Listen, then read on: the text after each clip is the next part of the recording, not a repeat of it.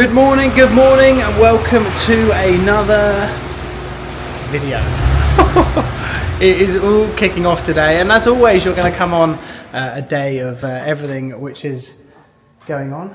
There is lots which is going on. The view of our cars here is absolutely mind-blowing. Look at that bad boy. You talking about me or the car? Wow, the car. Oh, I thought you were looking at me then. That's a nice car. But yeah, lots of sort of new arrivals which have come in, including these Huracan Performante, this RS6 down there, that's sold, and then someone's going to see that. You just have loads of other cars which are sort of turning up in the coming days, which is pretty exciting. There's some cool bits and pieces. Right, Steve, what have we got coming in? Oh, God. Should we look at the board? I can't remember. There's loads coming in. Yeah, there is loads coming in. Should we show them the whiteboard? Right, what we have coming in, this is my writing. Porsche Turbo S, an MC20 Maserati. Really cool car. Really cool car. Turning up tomorrow. Turning up tomorrow. GT3, that is Friday, but that is, I'm trying to think what car that is. That is a generation... Well, whatever, you'll see it. 2013, there you go. Very nice, grey car. That's going to be one of the cheapest in the country. We have a Boxster. Steve's friend wants to sell a Boxster. Have a Range Rover. That's one with a meant to be with a body kit, which is quite cool. 1016 body kit. So that car is satin black. That's coming in. Urus, which is orange. The one we've sold before, potentially coming in. Cool car. Cool car. Sold one before. Hope to sell another one. Cayman. That's a cool car. That's a really cool car. That's turning up Monday. So we've just got to go and collect that. So that's going to be really cool. Looking forward to seeing that. Is it under 40 grand or is it 40 grand? I can't remember. Just touch over. Touch over. Yeah, something like that. Just a touch over. Potentially a G-Wagon, which is a G63, and then also a diesel G-Wagon. Both potentials are coming in for sale. A GR Yaris is coming in. That's coming in next week, I believe. An Urus Performante, that's due fairly soon, but I'll film that in another video when it's here because, you know, we like milking videos. What else have we got coming? GLC. How much is the Cayman? 34,905. Looking for... That's a cheap Cayman. That's cheap, isn't it? That is really cheap. I mean, that's a cool bit of kit. So that is a cool bit of kit. It's going to be cool. Right, what are you most excited about car-wise coming in? What's the one you're thinking... This is big because you came from Mini, so you've come from... No, I didn't. Let's put this out there. I did a small spell at Mini. Okay. Is this a Q&A now? No. It's just to tell people people your background. I was with Volkswagen. Yeah. So that's, what's that? 11 years I think I did with Volkswagen. My Golf R bought it from you. So they might be able to watch that back and see that. That Golf R was cool. You did a lot of stuff with that. Yeah, it was cool. I didn't lose any money on it as well. So so that was 11 years, and then I did a small stretch of with Mini. No. Where were you before Volkswagen? Where was I before Volkswagen? I was with Toyota. So I did 3 years with Toyota. And where were you before Toyota? Volvo? Volvo? I've been to a lot of places, haven't I? You've been to a lot of places. Where else was there? So I did Toyota. Then where was that? Then I did Mitsubishi. Okay. They were a hard sell. Okay. Really hard sell. Cool cars though. I like Mitsubishi, I must admit. Alright, and what would you recommend to somebody who's looking to get into car sales? Don't. Well, okay, from where you started to where you are now, what would your recommend? Hard work, yeah, dedication, put the hours in. Yeah. It's good fun. As we know, the main dealer life is so different to what we're doing. And why is that? Tell people why that's different. Purely for the fact, I know we set ourselves targets and things. Yeah. But the main dealer is so focused on targets, so numbers, so driven.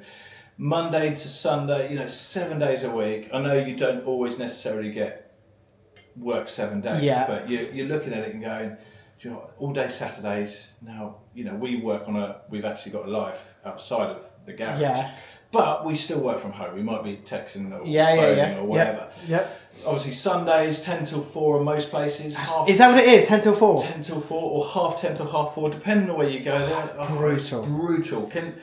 It's hard. And it's all based on targets? It's all targets. All target driven. And, I'm not saying a bad thing about my dealer, because that's obviously where I've come from. But it's just a different life. It's just so different.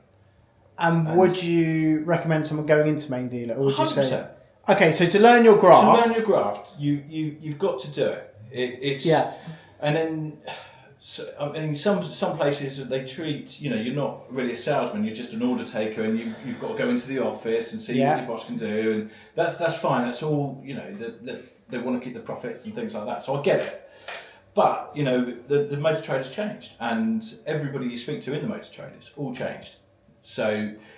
But you are set certain targets. If you don't meet those targets, what do they do? Potentially, pay structures are terrible. I mean, but if you don't meet the target, you get a warning. So it depends on how brutal the manufacturers are or the companies are. So there could be warnings. Really? There could be warnings. I know a couple of people have had warnings for not performing. I've had one for here. I mean, Jesus. Don't listen to that. That's not true. But no, it's they could be, and then the pay structure changes, and it's. So Give us an example of that. So if you're on a top banding, you potentially could be earning 200 quid a car. Let's say, for argument's sake. And I'm sure there's going to be people that are going to comment saying, "Oh no, that's a load of rubbish." But there's not. Then there's potentially of others that if you don't hit your target, you could be on like 25, 30 quid a car. So it's a massive. Oh really? Swing. So they do it per car. So if you're doing well, more money per car. More money per car. And if you're successful, brilliant. You can potentially earn a lot of money.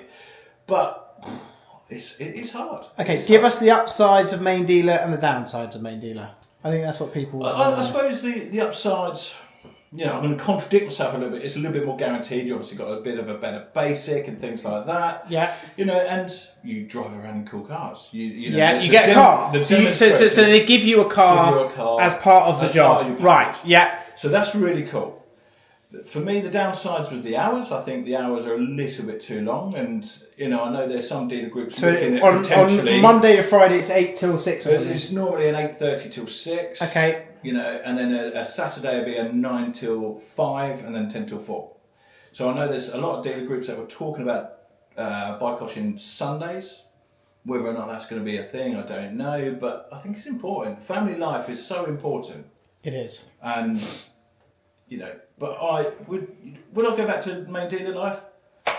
Not now. We're it doesn't feel like work, does it? No, it doesn't feel like work. It doesn't feel like work. We're having a bit of fun with it and selling cars, which is what we do and what I've done for however many years. Interested in what you're saying because of where you've come from. Yeah. You've come from a very you've had to start from the bottom, grow 100%. up. And some people want to just get into the industry and want to know how to do it. But sometimes they look at a main dealer, they get going, and you've got to know that if you're going to go into a main dealer, you've got to work. My background was I started as a mechanic. What was then called a mechanic, I think they're now called technicians or something else like that. When they had points on cars, and you wouldn't know what a point was, would you? You have no idea what point. No, what is so, that? It's all part of the engine ignition side of things and all that. So, for me, it was a good learning curve, but I wasn't very good at it, and that's why we send our cars elsewhere to get fixed and repaired and things like that, because I could do the basics. And as soon as I'd done my 3-year apprenticeship, I jumped off of that and then went on to the service side and then got into sales, and that's how. But you had to graft to get into sales. You've got to graft, and it was only a mutual friend of ours. Said, look, you can talk the hind legs off a donkey. You should go into sales, and he was right. And I might not be the best salesperson. No, you are very good at you're good at looking after people, good at talking to them, and good at doing the job right, and that is what it's all about. And that's what it's all about: being honest, transparent, and upfront. Bang, you can't go wrong. So basically what we're saying, if you're interested in getting the main dealer, it's a great place to start, great place to get into the motor industry. But before you get into there, I would just be aware you are going to have to work hard, which is good. It's good. Nothing's easy. You shouldn't be able to walk into a dealer and then just, I'm going to be the sales manager here. You've got to know the basics and how get to know your product, all the paperwork and all of that. You've got to go in and learn. What happens? The FCA regulations. You've got to be all over that. GDPR. You can't be. GDPR, you can't. I mean, Jesus. That's such a big thing now. It's as it should be, by the way. I totally agree with it. But the FCA's, the tests that you've got to do, and it's right, because then it's all about mis-selling and not mis-selling, and you're doing things right. So that's where for me now is where main dealer has really come in, because you're always thinking ahead. You're always thinking about, right, I can't give out that information because of that. Yeah. Etc. Yeah. So it's a really interesting. good thing. So it's certainly something. Get into it. It is hard if you're a youngster, or even if you're a little bit older and you want to try something different. Be prepared. It's not straightforward. Everybody But thinks it's worth it because now you're happy with the job you've got. Exactly. And it's good fun, and who knows what's on the horizon, whether or not you learn it, you start up yourself, you get to a sales manager, dealer principal role, or you end up buying a main dealer. Who knows? But I know people have started up from valeting and have now got their own dealership. And like you would have already seen, there is lots of new arrivals coming, which is super cool. I'm going to head because I am off to do some cycling. Right, after all of that, which was a busy day at the showroom. Things were happening, there was a handover. And you know what? Sometimes in life, you just need to take yourself away from work. And for me, I don't drink anymore, so that's nothing. I don't do that anymore. My sort of escape, and always has been, since my dad passed away, was fitness. And I'm in Richmond Park, cycling my bike. I've already done over 30 kilometres. It's a beautiful day. This, for me, is my sort of idea of peace, really. I had an Ironman which is coming up, which I was meant to be training for. I'm pulling out of that just because of my what happened to me on the swim. I just, I don't feel 100%, so, and I've got a terrible throat, so I just thought in 3 weeks it's not worth risking it. So I'm doing a duathlon, which is in the start of September. So that's a 10-kilometre run. It's a 40-kilometre bike and a 5-kilometre run.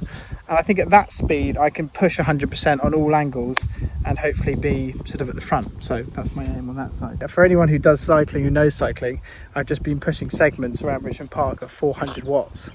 And I feel good. Like, genuinely, it's the strongest I've felt in years. So it's a really good feeling. So anyway, I hope you've enjoyed this one. A bit of a sort of piece together vlog from our day and everything else. And I hope you're enjoying them, because I really am sort of enjoying letting you be part of my days, and it's just what it's all about, really. And I wouldn't even be sharing this, and I'm sat here thinking, do you know what? No, I do want to share this with everybody, because this is like my escape.